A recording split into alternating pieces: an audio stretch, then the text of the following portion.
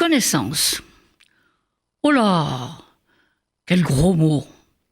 En tournant les pages de mon dictionnaire, je pense, et je sais que c'est pas bien du tout, à la sinistre plaisanterie qui accompagna la mort de Félix Faure, président de la République française, brutalement frappé d'une attaque cérébrale en 1999 dans sa chambre à l'Élysée. Félix Faure avait une bonne amie, c'est une chose qui existe chez les présidents. Et ce soir-là, elle était dans l'intimité avec lui. Il était mort. Le protocole appela un prêtre qui demanda à l'officier de service « Le président a-t-il encore sa connaissance ?» « Non, répondit le planton, elle est partie par la porte de service. » Alors que nous dit le Robert ? Stupeur, le premier sens du mot « connaissance » est exactement celle du planton de service à l'Élysée. Une connaissance, c'est une personne que l'on connaît.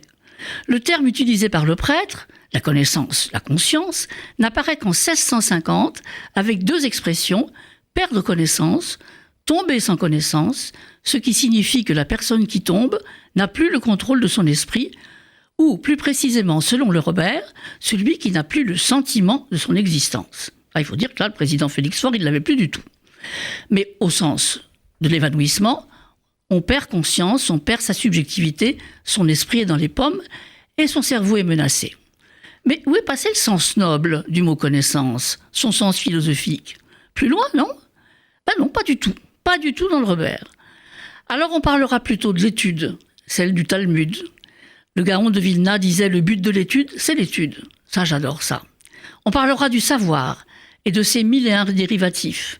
Savoir jouer au tennis, savoir faire l'amour, savoir son code de conduite automobile, savoir la recette du canard à l'orange. Même si le savoir est un mot géant, il me convient mieux que le mot connaissance. Alors, sauf dans un seul cas.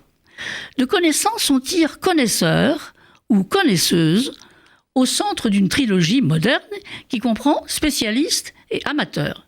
Il y a l'amateur, le connaisseur et le spécialiste.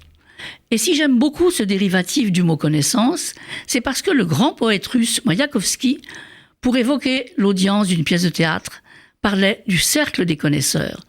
Ce cercle étroit des compétents, les artistes se doivent de l'élargir indéfiniment. Et à partir de l'idée du cercle des connaisseurs, Maïakovski enchaîna sur une magnifique définition de la culture, l'élitisme pour tous. On serait bien inspiré d'aller y regarder de plus près en ce moment et d'entrer tous et toutes dans le cercle des connaisseurs, ni spécialistes, ni amateurs.